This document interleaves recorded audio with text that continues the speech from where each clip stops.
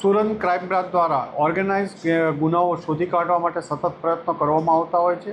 આવા જ એક પોલીસ ઇન્સ્પેક્ટર જેજી પટેલ અને એમના પીએસઆઈ ડીજે સિસોદિયાને એક બાતમી મળી હતી કે સુરત શહેરમાં રિક્ષામાં પેસેન્જરોને બેસાડી અને જે વૃદ્ધ લેડી હોય એમના દાગીના ચોરી કરવાના ઘણા બધા બનાવો રજીસ્ટર થયેલા હતા.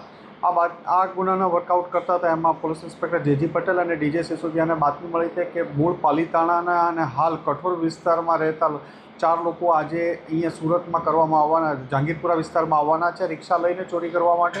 આ બાતમી આધારે એમને પકડી પાડ્યા અને જેને પકડી પાડવામાં આવ્યા તેમાં 4 ઇસમો મળ્યા: કાશીરામ સોલંકી, શંકર સોલંકી, ગૌરીબેન સોલંકી અને અરવિંદ ધડુક. જેમાં કાશીરામ, શંકર અને ગૌરીબેન ત્રણેય સંબંધી થાય છે. શંકર સુરત વિસ્તારના કઠોર વિસ્તારમાં જે ખેતીની જમીનમાં ભાગિયા તરીકે કામ કરે અને આ લોકોને પાલીતાણાથી અહીંયા બોલાવી અને રિક્ષા એક જૂની વેચાતી લઈ આવે. વેચાતી લઈ પેસેન્જર તરીકે શંકર રિક્ષા ચલાવે અને બાકીના 3 જણા રિક્ષામાં બેસે.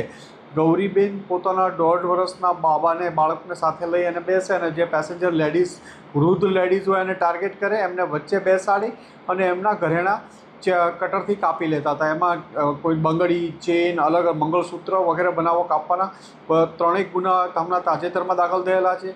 જેમાં જહાંગીરપુરા, પાલ અને અડાજણ વિસ્તારમાં આ લોકો પાસેથી 12.5 લાખ કરતાં વધુનો મુદ્દામાલ બંગડીઓને કાપેલા મળી આવેલા છે. અને સુરત શહેરના 14થી વધુ ગુનાઓ કરેલાનું એ લોકોએ અડાજણ, પાલ અને જહાંગીરપુરા વિસ્તારમાં 14થી વધુ ગુના કરેલાનું કબૂલાયું છે.